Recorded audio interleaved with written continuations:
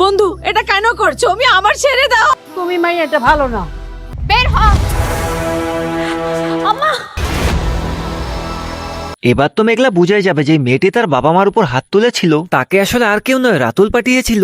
এছাড়াও এই পর্বে দেখতে পাবেন অনিক মেঘলার হাতে তার সন্তানকে তুলে দিচ্ছে। কিন্তু কথা হচ্ছে অনিক কিভাবে তার সন্তানকে খুঁজে পেল সবকিছুই বলে দিচ্ছি। তবে তার আগে আমার চ্যানেলে যারা আজকে নতুন এসেছেন তারা চ্যানেলটি অবশ্যই সাবস্ক্রাইব করবেন এবং ভিডিওতে একটা লাইক দিয়ে দিবেন।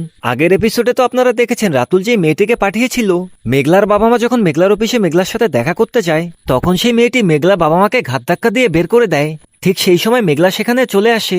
মেঘলা আসার পর যখন এই ঘটনাটি দেখতে পায় মেঘলা তখন সেই মেয়েটিকে থাপ্পড় মারে। এরপর মেয়েটিকে বলে, তোমার এত সাহস কিভাবে হলো? তুমি কিভাবে আমার বাবা মার গায়ের উপর হাত তুলো? মেয়েটি তখন বলে, ম্যাডাম আমি তো ভেবেছিলাম এরা হয়তো বা কোনো ফকির, কোথাও জায়গা না পেয়ে আমাদের অফিসের মধ্যে ঢুকে পড়েছে। আর তাদেরকে দেখে আমাদের ক্লায়েন্টগুলো বিরক্ত বোধ করতেছিল, যার কারণে আমি তাদেরকে চলে যেতে বলি। আর তারা আমাকে হুমকি দিয়ে বলে আমি নাকি ঠিক করতেছি না।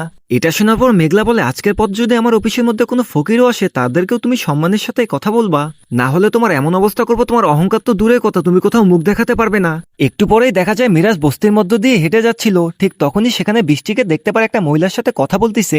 বৃষ্টিকে দেখার সাথে সাথে অনিকের মনে সন্দেহ জেগে যায়, যার কারণে সবকিছু চুপচুপ করে শুনতে থাকে। ঠিক তখনই বৃষ্টি মহিলাটিকে বলতে থাকে এই বাচ্চাটি যে অনিকের, এটা যাতে অনিক কোনোভাবেই জানতে না পারে। আর অনিক যদি কোনোভাবে জানতে পারে এটা তার সন্তান তাহলে আমাদের সবার খবর আছে। এটা যখন অনিক শুনতে পারে তখন তো অনিকের মাথা ঘুরে যায়, কেননা অনিক তো ভেবেছিল তার সন্তান মারা গেছে। কিন্তু অনিক কখনো কল্পনাও করতে পারেনি বৃষ্টি তার সাথে এই ধরনের ঘটনা ঘটাবে। আর এখানে এই এপিসোডটি শেষ হয়ে যায়। তো বন্ধুরা এর পরের পর্বে কি আমরা দেখতে পারবো অনিক মেঘলার হাতে বাচ্চাকে তুলে দিচ্ছে নাকি অন্য কোনো ঘটনা ঘটবে? সবকিছু এখানেই জানতে পারবেন। তার জন্য আমাদের চ্যানেলটি সাবস্ক্রাইব করে সাথেই থাকবেন, কেননা এখানে সবার আগে আপনারা পর্বগুলো পেয়ে যাবেন।